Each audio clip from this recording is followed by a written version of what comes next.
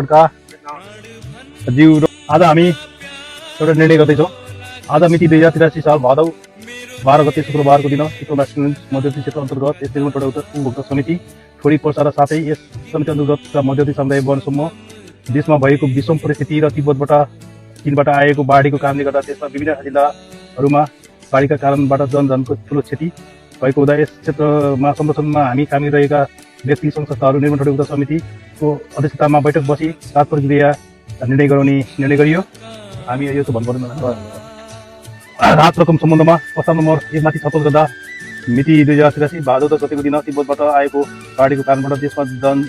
जनधनको ठुलो क्षति भएको हुँदा राहत रकम सम्बन्धमा यस निर्माण उपभोक्ता समिति अन्तर्गत रहेका मध्यवर्ती सामुदायिक वन समूहहरूबाट तपसिल अनुसारको राहत रकम उपलब्ध गराउने निर्णय गरियो। कर्मसङ्ख्या संस्था रकम निर्माण उपभोक्ता समिति रु 35,000, सरस्वती मध्यवर्ती सामुदायिक वन समूह छोडी 1 15,000, शनिचरी मध्यवर्ती सामुदायिक वन समूह छोडी 1 10,000, वनचौकी सामुदायिक वन छोडी 2 रु 5,000, रामबुद्ध मध्यवर्ती सामुदायिक वन समूह छोडी 3 25,000, बीतघारी मध्यवर्ती सामुदायिक वन समूह छोडी 3 रु 20,000, ओडा मध्यवर्ती सामुदायिक वन 5100, सिकारीबास मध्यवर्ती सामुदायिक वन समूह छोडी 3,000 गरी जम्मा 1,18,100 रुपियाँ चाहिँ सङ्कलन भएको हुँदा त्यो फेरि अर्को प्रस्ताव नदी 2 माथि छलफल गर्दा सङ्कलित रकम यस क्षेत्रमा रहेका ठोडीका युवा समाजका अध्यक्ष श्री समित मिसिनाज्यूलाई सङ्कलित रकम रु 1,18,100 रुपियाँ मात्र यस समितिका अध्यक्ष जीवन कुमार खड्काज्यूबाट हस्तान्तरण गरिदिएर सम्बन्धित निकायमा राहत पठाउने भन्ने निर्णय समेत गरियो भनेर हामीले आज निर्णय गरेका छौँ। त्यो हस्तान्तरण गर्ने होला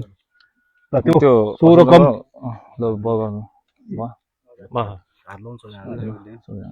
आउनु न तपाईँ आउनु सचिव सो रकम हस्तान्तरण गरिदिनु हुनको लागि जीवन कुमार खड्का ज्यू र ठोडी समाज युवा समाजका अध्यक्ष समित मिसिनाज्यूलाई म हार्दिक अनुरोध गर्दछु।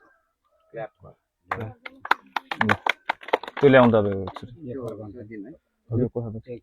त्यो दिन त एकचोटि अब सम्पूर्ण हाम्रा वन समितिदेखिबाट निर्मल मध्यवर्ती समिति सम्पूर्णलाई धेरै धेरै धन्यवाद। हाम्रो निर्मल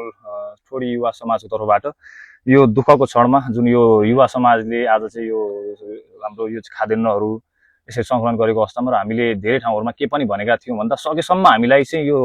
नगद भन्दा नि हामीलाई बरु तपाईँले खाद्यान्न पदार्थ केही खाद्यान्न चामलदेखि दाल हरेक कुराहरू किनेर दिँदा त्यसलाई चाहिँ अझै हामीले बढी प्राथमिकता राखेको छौँ। तर ठिकै छ, यसरी आर्थिक सहयोगहरू पनि हामीले यहाँबाट मात्रै धेरै ठाउँहरू लिएका छौँ। सबैलाई धेरै धेरै धन्यवाद। तपाईँ यी सम्पूर्ण